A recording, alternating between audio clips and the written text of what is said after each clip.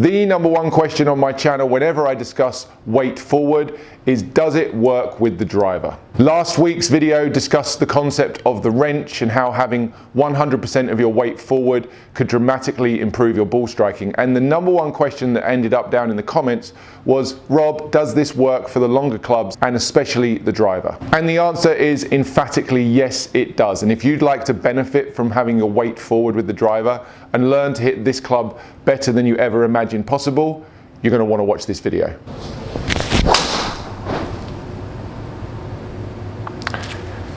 In the Stack and Tilt book, Andy Plummer and Mike Bennett start their book with a really interesting paragraph. If all of the golf instruction books, videos and lessons for the last 100 years had taught people to keep their weight on their left or their lead side and to swing their hands inwards, we would have generations of golfers drawing the ball instead of slicing.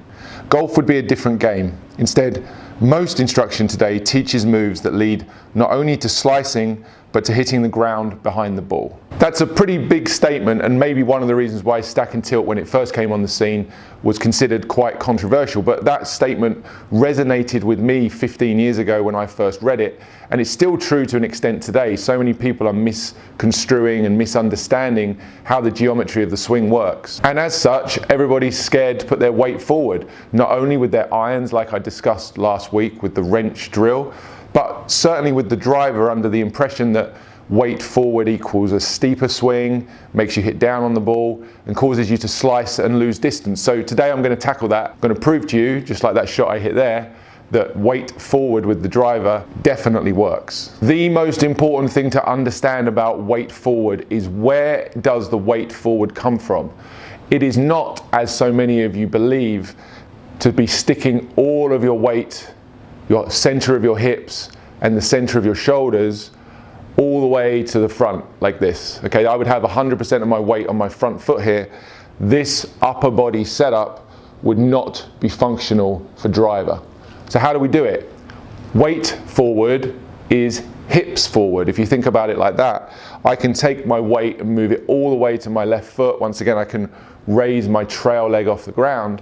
I've got 100% of my weight on my front, but I've now created the necessary spine tilt, which allows me to create the alignments with my body and the swing to hit that shot you just saw. That shot I just hit there had an angle of attack that was 4 degrees up.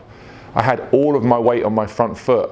So if you believe weight forward equals steep and hitting down, you are quite simply incorrect. So set up, push my weight forward, move my hips forwards, create this spine tilt, and then like last week, we're going to keep the weight forward. We're going to turn around that forward point and go ahead and smash a draw down the middle.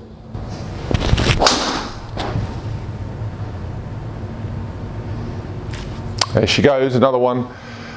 Really nicely struck, push draw. That's my standard stock shot. I had all of my weight on my front foot. I hit 3.7 degrees up on that one, so similar to the first one, similar shape, and you'll notice that both of those balls are actually drawing.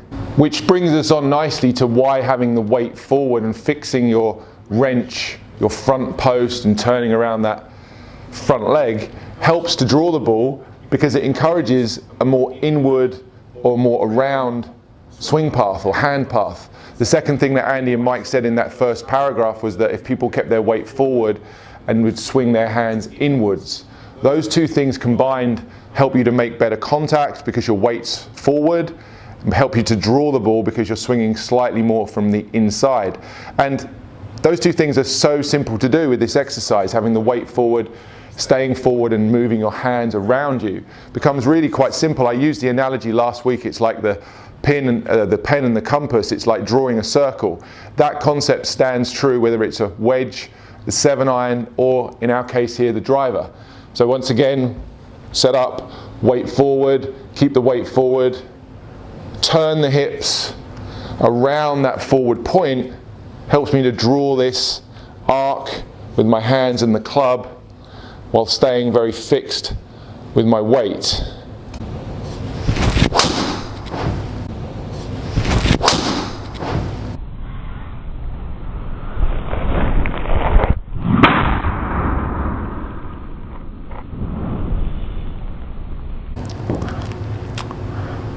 Again, that's 3 out of 3, push, draw, pretty solid. No complaints there. I've got a predictable pattern that was 3.8 degrees up. These numbers are very consistent. I'm hitting the center of the face. That becomes easier to do because I'm not shifting and moving around. So many of you are trying to shift your weight because you're worried or trying to create more power. You think you need to shift around in order to create power and speed. I would argue that you certainly don't need to do that to create power and speed. And I would also argue that the shifting around and the chaotic nature of your body motion throughout the ball, moving this lead shoulder out of position, is leading to so many mishits that it doesn't even matter if you find an extra few miles an hour by moving or shifting your weight. That extra speed is completely wasted because you can't hit the center of the club face with any degree of consistency. And while we're on the subject, let's just clear up the question regarding fairway woods. Does it work with a fairway wood? You know the answer already. Of course it does, absolutely. Weight forward, push these hips forward, swing these hands inwards, and remember you're turning around that forward point.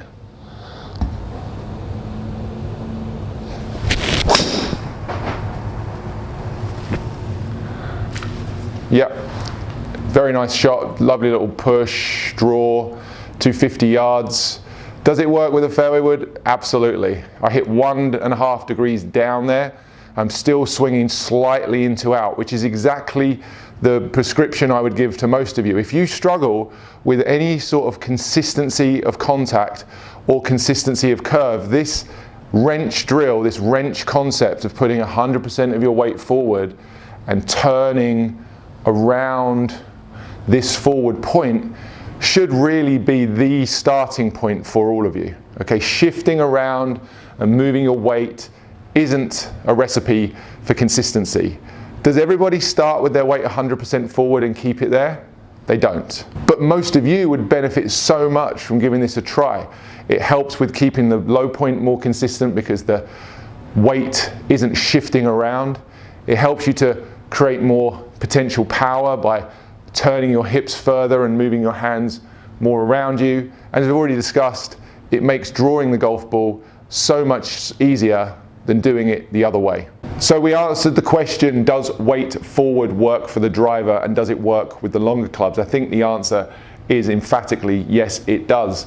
If you struggle with any form of consistency in your ball striking, the wrench drill and the concept of having your weight forward and turning around that more fixed forward point could really help you and benefit your golf game. Now that the number one question's been answered, I need a new question. So make sure you get down in those comments. Tell me what you thought about this video if you enjoyed it. Don't forget to hit that like button. If you did, it really helps the video to be seen by more people. But don't forget to get down in those comments and give me your new question. What is the one question you would like me to answer? I will do my best to reply to as many of you as I can. And if you missed the recent video on the wrench, the basic concept of 100% weight forward that I discussed last week with the irons, you can go back and watch this video right now. I would encourage you to do that because there's a lot of concepts that are in this video that I discussed today in the driver video. So get over there, check out this one if you haven't already, and I'll see you again very soon.